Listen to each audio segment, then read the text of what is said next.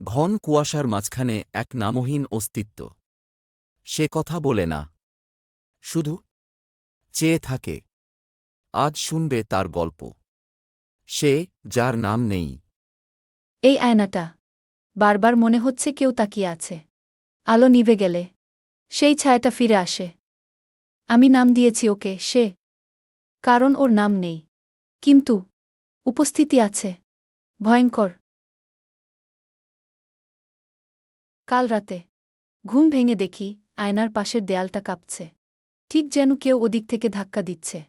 কিন্তু দেয়ালের ও পাশে তো ঘরই নেই, শুধু একটা ইচ্চাপা দেওয়া খালি দেয়াল। তবু আমি শুনতে পেলাম একটা মেয়ের কণ্ঠ, ফিসফিস করে বলছিল, আমি এখনও এখানেই আছি। দরজাটা খুলেছিলাম আমি, কিন্তু এখন এটা নিজে থেকেই বন্ধ হয়ে গেল।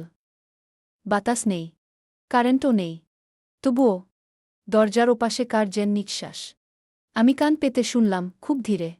কেউ বলল, তুমি চলে এসেছ, এবার আমায় দেখতে হবে। আমার গলা শুকিয়ে গেল। কেউ? কাকে দেখতে হবে? আজ রাতে আবার সে ফিরে এসেছে। এইবার আয়নার ভেতরেই তাকিয়েছিল। তাকে স্পষ্ট দেখা গেল, লাল শাড়ি, ভেজা চুল।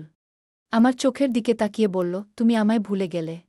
আমি তো পারিনি। তার ঠোঁট নরল, কিন্তু আয়নায় তার প্রতিবিম্ব নেই। সে কি আমি? না, সে আমারই অপেক্ষায় থাকা কেউ। আজ রাতে সে শুধু ফিরে আসেনি, সে যেন আমারই হয়ে উঠেছে।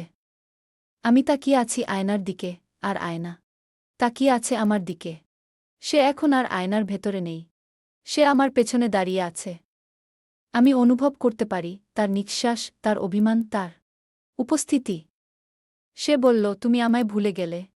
আমি তো পারিনি। আমি জানি না সে কে, কিন্তু আমি বুঝতে পারছি সে শুধু চাইছে আমাকে গিয়ে। আরও এমন গল্পের জন্য সাবস্ক্রাইব করো। তুমি কি ওকে দেখতে পেয়েছিলে? কমেন্ট করো।